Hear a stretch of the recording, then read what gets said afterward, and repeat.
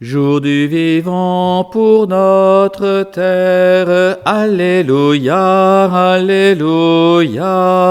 Jour du vivant pour notre terre, Alléluia, Alléluia. Le fruit que Dieu bénit mûrit en lumière, soleil déchirant la nuit. Alléluia, Alléluia. Alléluia, Alléluia.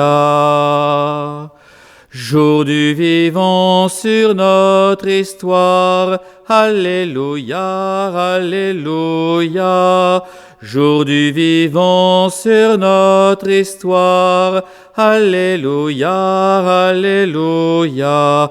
Le corps hier meurtri résonne sa gloire, l'amour a brisé la mort.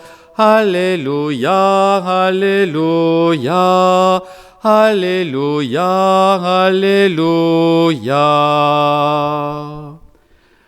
En cette octave de la fête de Pâques, un grand bonjour et encore à chacun et à chacune d'entre vous, joyeuse Pâques. Oui, Christ est ressuscité, il est vraiment ressuscité. Alors, pour cette méditation, mettons-nous en présence de ce ressuscité qui nous tourne vers le Père sous le souffle de l'Esprit, en traçant ce signe reçu à notre baptême, au nom du Père, du Fils et du Saint-Esprit. Amen. Prions. Dieu qui donne sans cesse ta grâce pour augmenter le nombre de tes enfants, veille sur celles et ceux que tu viens d'agréger à ton peuple. Ils ont pris naissance dans le baptême. Qu'ils soient revêtus de l'immortalité du Christ pour se présenter à la table de ses noces. Lui qui règne avec toi et le Saint-Esprit maintenant et pour les siècles des siècles. Amen.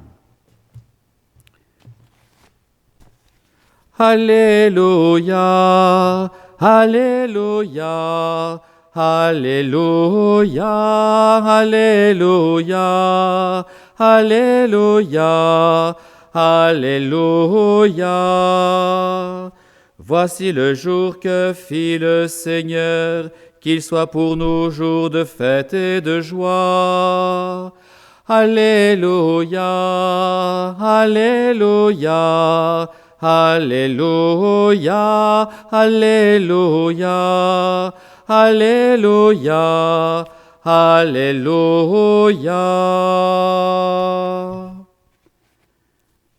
Voilà ce que nous pouvons entendre dans l'Évangile de Jésus-Christ selon saint Marc, au chapitre 16, versets 9 à 15. Ressuscité le matin, le premier jour de la semaine, Jésus apparut d'abord à Marie-Madeleine, de laquelle il avait expulsé 7 démons. Celui-ci partit annoncer la nouvelle à ceux qui, ayant vécu avec lui, s'affligeaient et pleuraient. Quand ils entendirent que Jésus était vivant et qu'elle l'avait vu, ils refusèrent de croire. Après cela, il se manifesta sous un autre aspect à 2 d'entre eux qui étaient en chemin pour aller à la campagne. Ceux-ci revinrent l'annoncer aux autres, qui ne les crurent pas non plus. Enfin, il se manifesta aux 11 eux-mêmes pendant qu'ils étaient à table. Il leur reprocha leur manque de foi et la dureté de leur cœur, parce qu'ils n'avaient pas cru ceux qu'il avait contemplés ressuscités. Puis il leur dit : « Allez dans le monde entier, proclamez l'Évangile à toute la création. » Alléluia, Alléluia, Alléluia, Alléluia, Alléluia, Alléluia.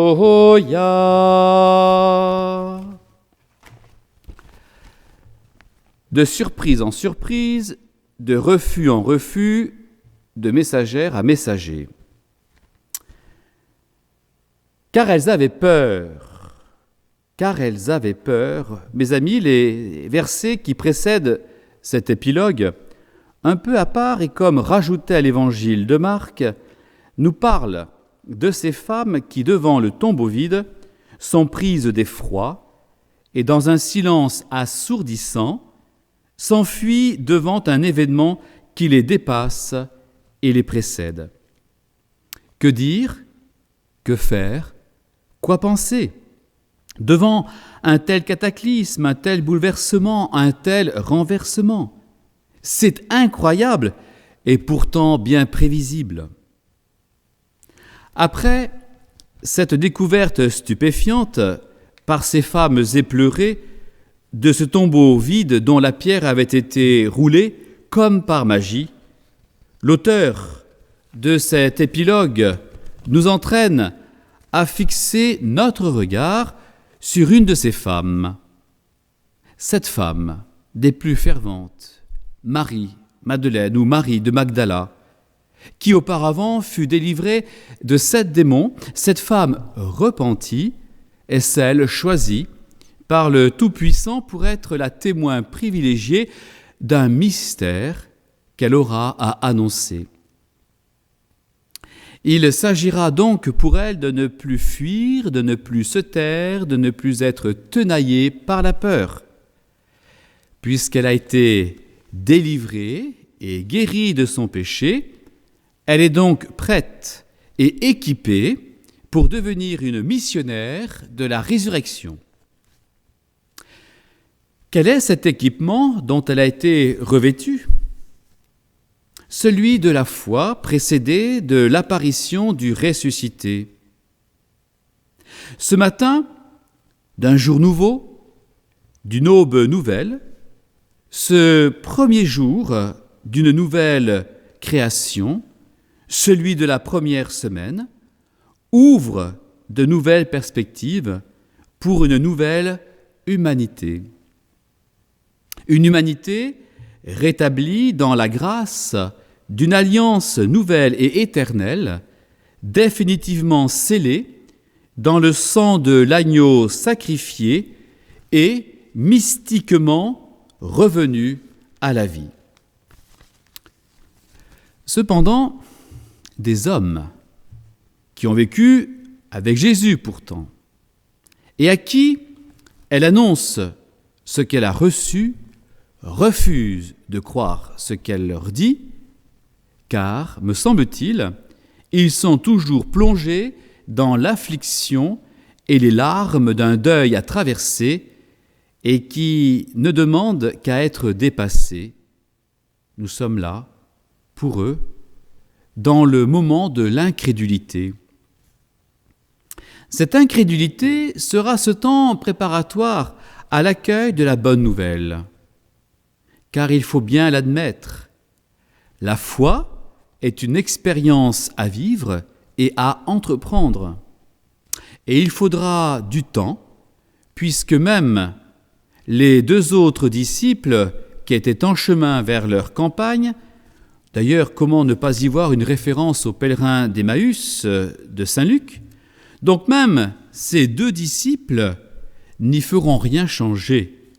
Pourtant, eux aussi ont fait l'expérience du ressuscité qui s'est manifesté au cours de leur périple. Mais toujours, ces hommes qui ont vécu pourtant avec Jésus ne croient pas non plus à ce que leur annoncent ces 2 disciples qui faisaient route. Force est de constater que les tout premiers missionnaires sont eux-mêmes confrontés à un échec, semble-t-il, à un échec missionnaire. Oui, il n'est pas facile d'annoncer et de témoigner de sa foi au ressuscité, quel que soit le contexte du moment. Mais ce que nous pouvons observer, c'est la ténacité du ressuscité lui-même à se manifester aux acteurs de sa mission, les 11 en personne. L'enseignement que j'en tire, c'est que le Maître assume de manière continue son action. Il n'agit pas parce que les hommes sont prêts à l'accueillir, mais il se manifeste malgré leur incrédulité. Autrement dit, Dieu rejoint les hommes au cœur même de ce qui les traverse. Il les rejoint, leur parle, s'offre à eux. Dieu ne lâche rien. Il va jusqu'au bout de sa promesse. En revanche, il ne se prive pas de leur montrer leurs incohérences, leur manque de foi, leurs endurcissements de cœur, leur découragement.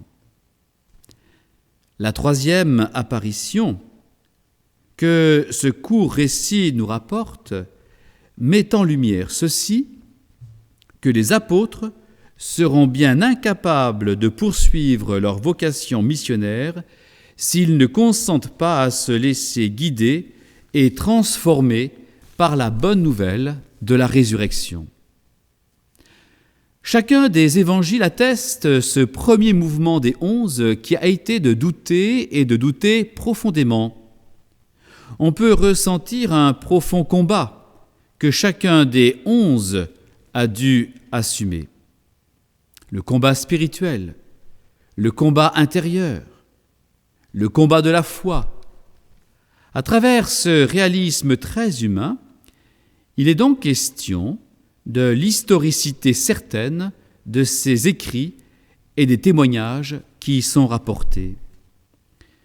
Croire en la résurrection du Fils de l'homme ne va pas de soi. Ça prend de l'énergie, du courage et de l'audace. Car, mes amis, au terme de cette méditation, je me permets de nous rappeler que ce récit des apparitions que nous trouvons dans l'évangile du Marc a pour but de nous faire prendre conscience que la résurrection du Christ est un événement missionnaire. Le but des apparitions de Jésus, selon saint Marc, est d'envoyer les témoins en mission. Et pour vivre cette mission, il faut bien de l'énergie, du courage et de l'audace. Tout ceci peut se récapituler en un seul mot, conversion. Il ne peut y avoir de travail missionnaire sans une véritable conversion de tout l'être.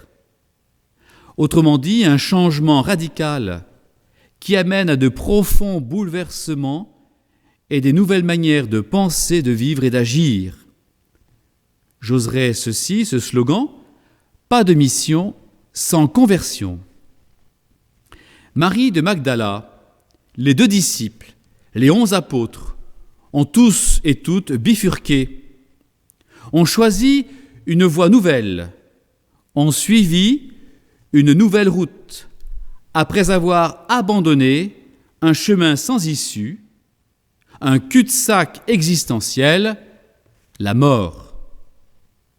En Jésus, mort et ressuscité, il s'agit donc d'accueillir la joie de la vie nouvelle. Désormais, notre existence humaine est un chemin qui nous conduit vers le royaume, grâce à Dieu. Amen.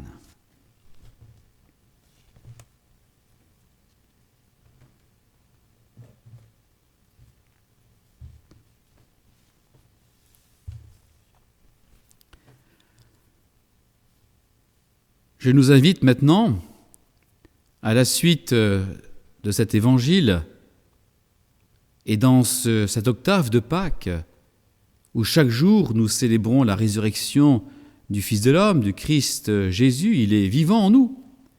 Puissions-nous redire ensemble et lui confier toutes nos intentions, celles qui peut-être sont source d'angoisse, d'anxiété, des préoccupations, mais aussi des joies, les joies de pouvoir ensemble fêter Pâques, quel que soit le moyen et la technologie qui est au service de ces moments où nous sommes unis. Puissions-nous redire cette prière que le Fils de l'homme a enseigné à ses apôtres et qui nous est parvenue de génération en génération jusqu'à nous. Cette prière qui fait que nous sommes tous et toutes enfants d'un même Père.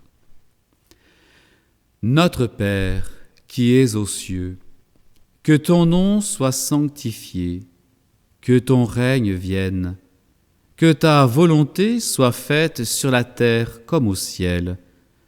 Donne-nous aujourd'hui notre pain de ce jour.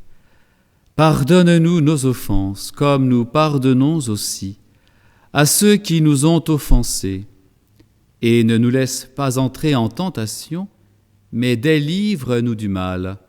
Car c'est à toi qu'appartiennent le règne, la puissance et la gloire, pour les siècles des siècles. Amen. Puissions-nous aussi recevoir cette bénédiction solennelle de Pâques. Mes amis, que demeure en vous la grâce de Dieu, la grâce pascale, qu'il vous offre aujourd'hui, qu'elle vous protège de l'oubli et du doute. Amen. Par la résurrection de son Fils, il vous a déjà fait renaître, qu'il vous rappelle toujours à cette joie que rien, pas même la mort, ne pourra vous ravir. Amen. Ils sont finis les jours de la passion, suivez maintenant les pas du ressuscité. Suivez-le désormais jusqu'à son royaume, où vous posséderez enfin la joie parfaite. Amen. Et que Dieu Tout-Puissant nous bénisse, lui qui est Père, Fils et Saint-Esprit. Amen. Jour du vivant offert au souffle, Alléluia, Alléluia. Jour du vivant offert au souffle, Alléluia, Alléluia. Le feu soudain a pris, créant mille sources, le monde rend grâce à Dieu. Alléluia, Alléluia. Alléluia, Alléluia.